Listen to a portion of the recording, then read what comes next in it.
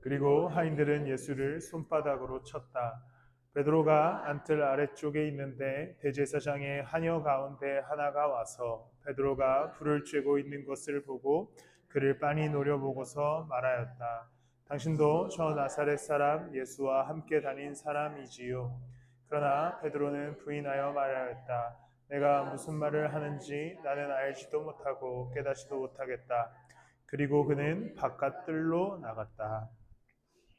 오늘 특별 새벽 예배 마지막 날입니다. 그리고 오늘은 성금요일, 굿 프라이데이, 순환 금요일 등 많은 이름이 붙여져 있는 금요 예배를 드리게 됩니다. 또 오늘 성찬도 있으니까요. 함께 예배에 참여해서 또 성찬하고 또 예수 그리스도의 십자가와 그 의미를 생각하는 시간이 됐으면 좋겠습니다. 예수 그리스도의 십자가에 달리시고 부활하시기까지 이야기를 마가복음 말씀을 통하여서 시간 순서로 쭉 보고 있습니다.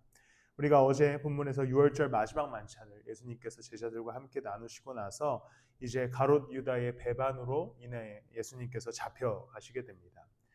선생이었던 그리고 구원하여 달라 호산나를 외침을 받았던 이 사람이 잡혀 들어가기 시작하자 이제 그 주변 사람들이 아수라장이 되게 됩니다. 다른 성경들에서도 나오지만 도망가는 제자들도 있고 또 끝까지 예수님의 십자가 앞에 섰었던 제자들도 있었습니다. 예수님이 기적을 베푸시고 배고픈 자들을 먹이시고 병든 자들을 고치시고 귀신을 내쫓으시다가 갑자기 로마 군인들에 의해서 체포되어서 끌려가시는 장면은 매우 초라한 모습이었고 제자들에게는 매우 충격적인 모습이었습니다. 우리가 아까 함께 봤던 65절 말씀을 보면 예수님이 끌려가시면서 엄청난 조롱을 당하시지요. 뺨도 맞으시고 침뱉음도 당하시고 예수님이 기적을 베푸신다고 하니까 눈을 가리면서 때리는 거예요. 누가 때렸게? 이런 조롱들이 예수님 앞에 있었던 것이죠. 그런 장면들 속에서 이제 예수님은 잡혀가시고 베드로는 성뜰에 머물게 됩니다. 그리고서 불을 쬐고 있었어요. 사람들과 함께 불을 쬐고 있었는데 이제 제사장의 하녀 한 명이 베드로를 노려보면서 말합니다. 빤히 노려보고서 말하였다. 당신도 저 나사렛 사람 예수와 함께 다닌 사람이지요? 라고 묻는 것이지요. 지금 같으면 발뺌할 수 없었겠지요. 왜냐하면 사진도 있고 다 이렇게 기록이 남아 있으니까. 근데 당시엔 그런 게 없었기 때문에 베드로가 자신을 빤히 보면서 당신도 저 나사렛 예수와 함께 다닌 사람이지요? 라고 물어보자 베드로가 부인하며 말합니다. 네가 무슨 말을 하는지 나는 알지도 못하고 깨닫지도 못하겠다. 그리고 바깥들로 나가게 됩니다. 그런데 바깥들로 나가니까 또 다른 사람들이 의심합니다. 너 예수랑 같이 다녔던 사람 아니냐? 그래서 71절에 예수가 어떻게까지 그리스도를 배반하냐면 그러나 베드로는 저주하고 맹세하였다. 나는 당신들이 말하는 그 사람을 알지 못하오.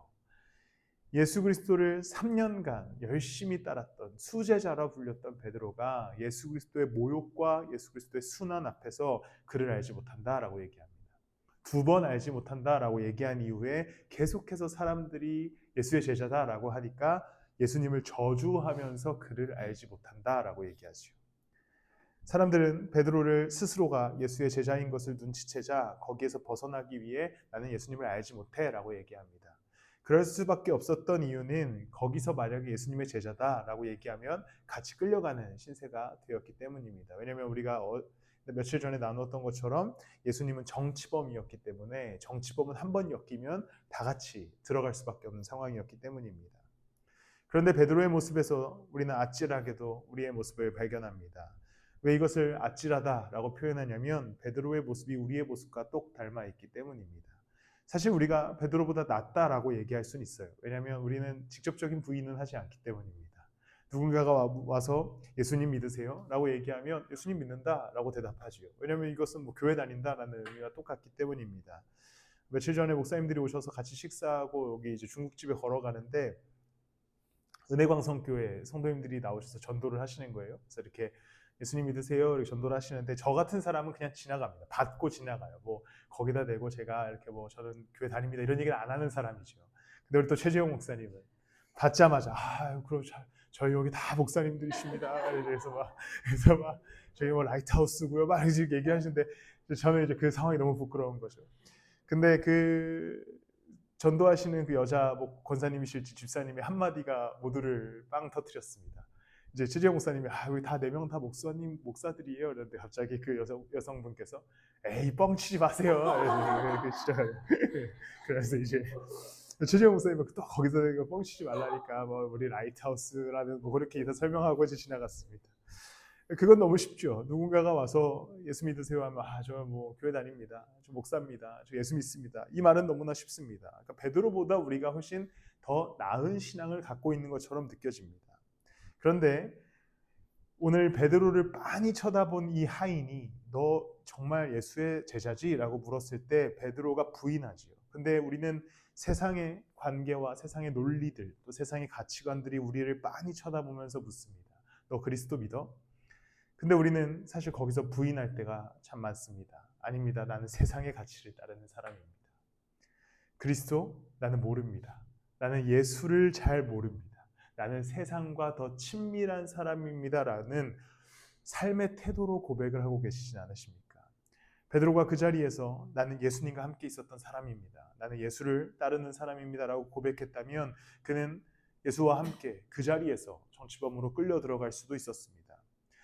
그렇다면 그리스도가 명령하신 대로 그는 그분의 십자가를 지고 따라가는 삶을 스스로 처음부터 거부하고 진짜 그냥 십자가를 달게 되는 것이지요. 예수와 십자가가 아무 상관없다. 나는 이 십자가와는 아무 상관없다라고 베드로는 고백하면서 그 십자가 지는 것을 거부하게 됩니다. 이러한 모습이 우리에게 항상 있습니다. 우리에게 교회 다녀요? 라고 하는 질문에는 너무나 쉽게 대답하죠. 네, 교회 다닙니다. 예수 믿습니다. 그런데 이렇게 세상이 나를 노려보면서 말할 때 우리는 정말 대답할 수 있는지를 고민해 봐야 됩니다. 정말 예수 그리스도의 가치대로 살고 계십니까? 정말 당신이 믿는 예수가 정말 당신의 주인이십니까? 당신이 믿는 예수가 정말 당신의 모든 삶을 주관하고 계십니까? 라고 물었을 때 그렇게 노려보며 세상이 우리를 쳐다봤을 때 우리는 거기에 부인하고 있는가? 아니면 그것에 맞습니다. 저는 예수를 따라 살아가고 있습니다. 라고 대답할 수 있는가를 우리의 신앙을 꺼내놓고 베드로와 내가 무엇이 다른가를 우리는 고민할 수 있어야 되는 것이지요. 정말 예수님 따라가고 살아가고 있어? 라고 물었을 때 우리는 아니, 나는 주일 교회만 다니고 있어. 라고 대답하는 신앙이지는 않습니까? 예배만 드렸으면 되지.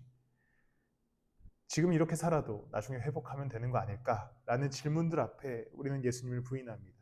그리고 결국 우리의 삶의 대답은 이렇게 나오는 것이죠. 저는 예수님을 알지 못합니다. 저는 그분의 가치를 알지 못합니다. 저는 그분의 말씀을 알지 못합니다. 저는 그분의 뜻과 방향을 알지 못합니다. 라는 대답으로 우리도 베드로와 똑같이 예수님을 부인하며 살아가고 있지는 않은가 이 새벽에 묵상하는 시간이 되셨으면 좋겠습니다. 베드로는 그래도 다행히 3번 부인한 이후에 바로 밖으로 나와 닭이 울며 회개하게 됩니다. 그리고 베드로는 실제로 이후에 단 한 번도 그리스도를 부인하지 않고 예수 십자가의 길을 걸어가게 되는 것이지요. 근데 우리의 신앙의 문제는 우리는 직접적인 부인을 하지 않잖아요. 예수님 없습니다. 예수님 존재하지 않습니다. 이런 부인은 하지 않아요. 하지만 우리는 가치의 부인을 계속하는 것이지요. 하나님 말씀이 앞에 놓여져 있습니다. 성경 읽을 거야? 너 지금 바쁜데 성경 읽을 거야? 그럼 우리는 생각하죠. 다음에 읽어야겠다. 주일에 예배 가운데 너 정말 지금 예배 드릴 거야? 너 더 재밌는 게 있는데 예배 드릴 거야? 그러면 생각하죠. 그럼 다음 주에 드리지. 그리고 또 우리에게 가치관의 문제로 갖고 옵니다. 너 정말 그리스도의 가치를 따를 거야? 세상의 가치가 이렇게 있는데 그리스도의 가치를 따를 거야? 그럼 또 얘기합니다. 그렇지. 지금은 세상의 가치를 따를 때지. 우리는 계속해서 완전한 부인이 아니라 적당한 부인을 하고 있기 때문에 베드로와 같이 다시 돌아가서 회개도 하지 않습니다. 그러니까 사실 우리가 베드로보다 나을 것이 하나도 없는 거죠. 베드로는 완벽한 부인을 했지만 완벽한 회개로 하나님께 돌아와서 그리스도의 제자의 삶을 살아갑니다. 예루살렘 교회의 수장으로서의 인생을 살아가죠. 그런데 우리는 적당한 부인을 하니까 이 부인에 대한 회개도 없는 것이죠. 그냥 계속해서 그렇게 살아갑니다. 세상의 가치관이 물을 때에 그래 네 가치관이 맞다. 세상의 놀이가 물을 때에 그 즐거움이 물을 때에 그래 이 즐거움이 맞다. 세상의 평안이 물을 때에 그래 이 평안이 맞다라고 대답하면서 그리스도의 가치를 온전히 따르지 못하는 우리의 삶을 발견하게 되는 것이지요. 이제 우리는 부인하는 삶이 아닌 고백하는 삶을 살아가야 됩니다. 예수님 정말 따라갈 거야? 그럼 그가 빛이고 길이고 진리고 생명이니 우리는 예수를 쫓아갈 거야 라고 대답할 수 있어야 됩니다. 지금 바쁜데 성경 읽을 거야? 그럼 하나님의 말씀이 진리인데 우리는 성경 앞에 나아가야지. 정말 기도할 거야? 그 기도의 자리에 나아가서 소비할 감정이 있어? 그럼 당연히 기도해야지. 이 삶을 인도하시는 분이 예수 그리스도이신데. 정말 예배 드릴 거야? 그럼 당연히 예배해야지. 우리의 삶을 구원하여 주신 그 예수 그리스도를 우리가 영광 돌려야 하기 때문에. 이 태도, 부인하지 않고 고백하는 태도로 살아갈 때에 우리의 삶은 그리스도의 온전한 인도하심을 경험할 수 있게 될 것입니다. 그리고 베드로는 이후에 제자로서의 삶을, 사도로서의 삶을, 교회의 리더로서의 삶을 완전히 완벽하게 살아갑니다. 그리고선 베드로후서 3장 14절, 그가 쓴 성경에 이렇게 고백합니다. 사랑하는 여러분, 여러분이 이것을 기다리고 있으니 티도 없고 흠도 없는 사람으로 아무 탈이 없이 하나님 앞에 나타날 수 있도록 힘쓰십시오. 베드로가 예수를 부인했던 사람이지요. 근데 그가 하는 말이 좀 그렇죠. 왜냐하면 본인은 예수를 부인해 놓고서 제자들에게 얘기하기를 티도 없고 흠도 없는 사람으로 아무 탈이 없이 하나님 앞에 설 수 있도록 힘쓰라라고 얘기합니다. 어떻게 생각해 보면 베드로가 예수를 한번 부인했었기 때문에 이러한 가르침이 가능했던 것이지요. 그는 그의 인생에 큰 오점을 남깁니다. 큰 흠을 남기지요. 그리스도를 모른다 했던 흠이었습니다. 그런데 이제 그가 다시 예수를 따라 살아가다 보니 그리스도를 따르는 삶이 가장 안전하고 완전하고 완벽한 인생이라는 것을 깨닫습니다. 그리고선 그의 제자들에게 편지하면서 쓰는 이야기가 티도 없고 흠도 없고 아무 탈도 없는 자로 하나님 앞에 설 수 있도록 힘쓰라라고 얘기하죠. 힘쓰라라는 동사를 사용하여서 그 삶을 다해 그리스도를 쫓아가라라고 얘기합니다. 베드로는 3번의 예수를 부인했던 그 충격, 그 오점, 평생 성경에 남은 그 안타까움이 남겨져 있지요. 잘 생각해 보면 도마라고 하는 그리스도의 제자도 있는데 도마는 예수님을 의심합니다. 근데 우리는 도마보다 베드로가 더 뭔가 나은 제자처럼 생각하죠. 베드로는 예수님을 부인했어요. 도마는 의심했고요.